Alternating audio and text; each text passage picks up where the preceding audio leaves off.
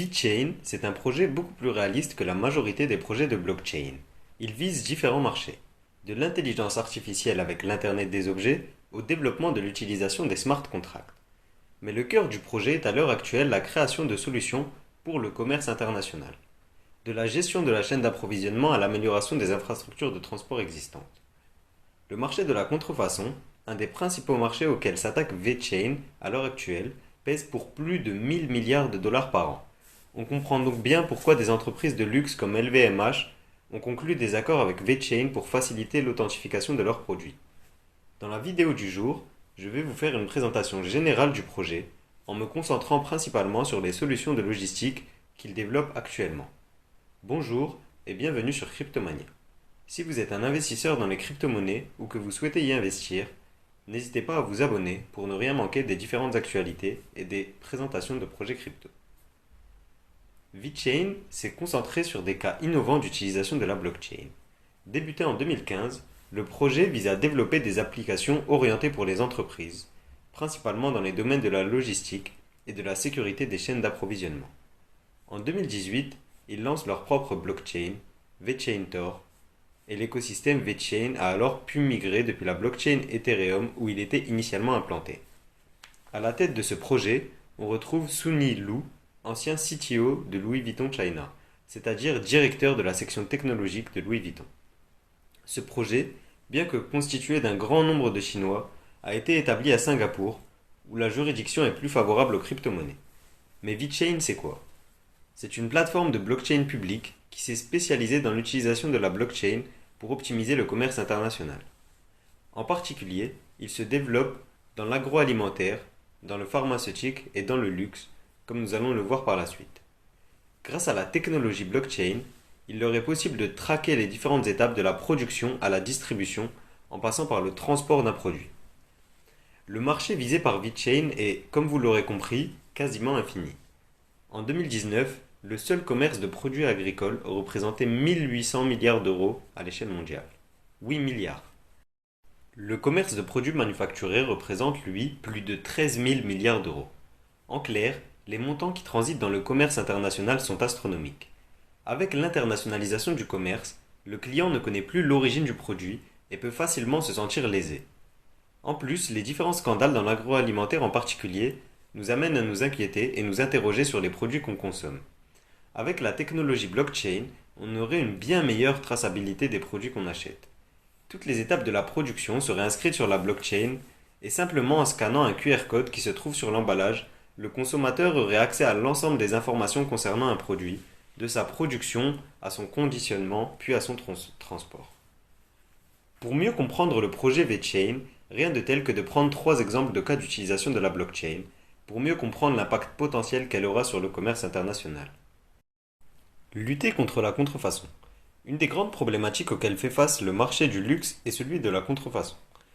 Sur le marché de la revente, les arnaqueurs fleurissent et la confiance des acheteurs est au plus bas.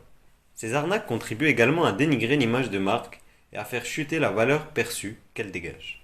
En clair, ça semble néfaste pour le client et pour la marque. Pour résoudre cela, on pourrait imaginer un QR code inscrit sur un sac de luxe qu'il suffirait de scanner avec son téléphone pour atterrir sur la preuve d'authenticité du sac directement sur le site de la marque. Cette preuve d'authenticité contiendrait toutes les informations nécessaires encodées sur la blockchain et donc immuables. L'association de VeChain avec le groupe LVMH a déjà été utilisée en ce sens. Une collection de sacs Givenchy lancée en début d'année contient un code qui renvoie directement sur le site de la marque pour identifier l'authenticité du sac. Un autre des domaines où il y a beaucoup d'argent et beaucoup d'escroqueries est sans aucun doute le marché de la vente de voitures d'occasion. Lorsqu'on achète une voiture, il est très compliqué de savoir si l'entretien a bien été fait, si les pièces sont d'origine et si le kilométrage affiché est bien le vrai kilométrage. C'est ce sur quoi travaille VeChain avec 2 géants de l'automobile, Renault et BMW. Le projet, qui est réalisé en collaboration avec Microsoft, vise à permettre le stockage de données concernant une voiture directement sur la blockchain. On pourrait ainsi sécuriser des informations comme le compteur kilométrique d'un véhicule ou encore son carnet d'entretien. Cette technologie pourrait donc là aussi permettre de favoriser les échanges et les garanties dont bénéficie l'acheteur pendant ces échanges. Saviez-vous que plus de 30% du vin vendu à l'échelle mondiale comme étant français serait contrefait? soit une valeur totale d'environ 4 à 5 milliards d'euros. C'est dans ce sens que VeChain a développé un partenariat avec la compagnie d'assurance DNV pour créer l'application MyStory.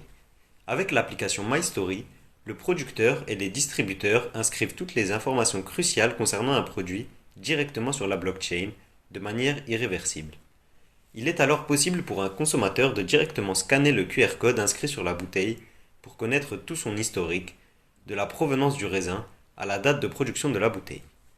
À l'aide de ces exemples, on comprend donc bien l'enjeu que peut revêtir la technologie de la blockchain pour le commerce. En particulier, ces cas d'usage sont primordiaux pour le commerce de biens à haute valeur, comme l'industrie du luxe, de spiritueux ou encore de l'automobile.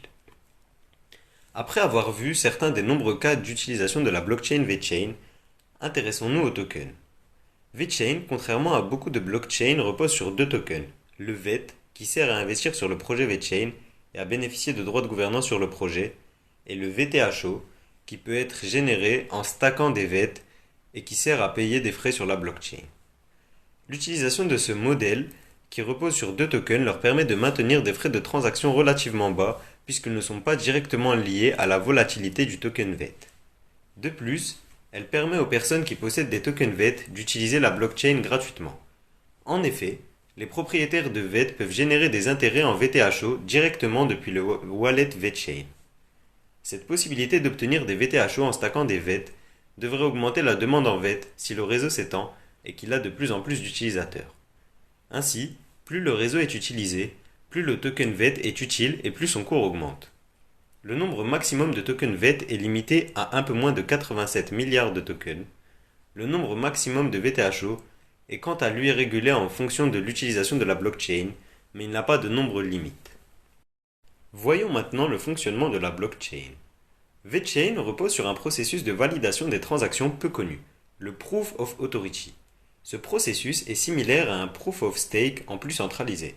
Sur la blockchain VeChain, les différents nœuds du réseau peuvent être séparés en deux grandes catégories. Les Authority Nodes, ce sont les véritables nœuds du réseau. Ils servent à valider les transactions effectuées sur la blockchain VeChain. Ces nœuds sont limités au nombre de 101 et ils sont directement sélectionnés par la fondation VeChain. En clair, le processus de sélection des nœuds n'est clairement pas décentralisé. Ce système se rapproche du modèle utilisé par Ripple, avec son nombre de validateurs limité et choisi. Par rapport au Proof of Stake ou au minage, le Proof of Authority est donc beaucoup plus facile à scaler en termes de transactions, puisque les validateurs sont judicieusement choisis par l'équipe. Cependant, ce système pose des questions en termes de sécurité, puisque ces 101 nœuds ont énormément de pouvoir quant à la validation des blocs de la blockchain. Comme je vous le disais donc, les nœuds sont divisés en deux catégories. La deuxième catégorie est la suivante, les Economic Nodes. Ces nœuds du réseau ne permettent pas de valider les transactions mais plutôt de stabiliser le cours économique du VET.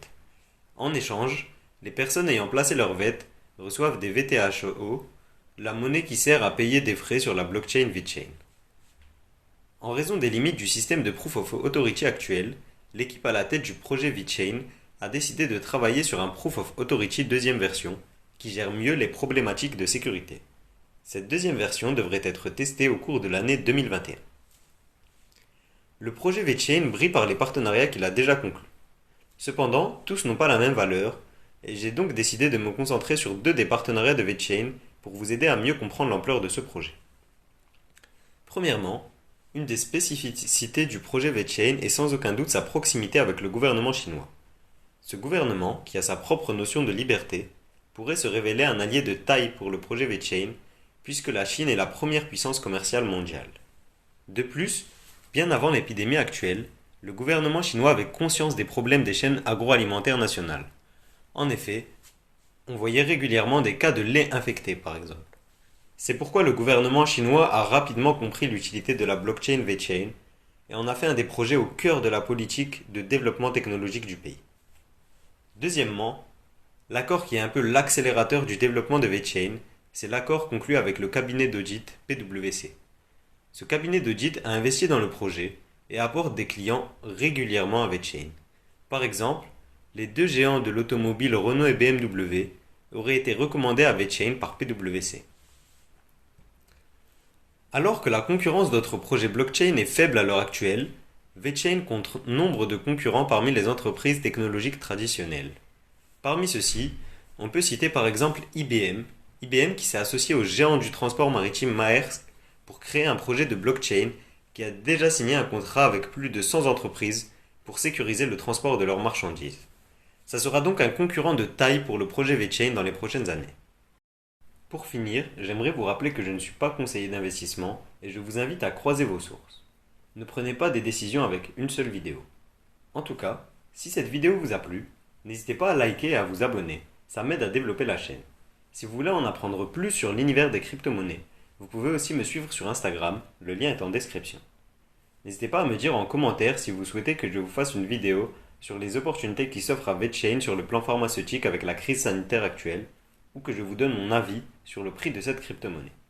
C'est tout pour moi, je vous dis à demain pour une nouvelle vidéo.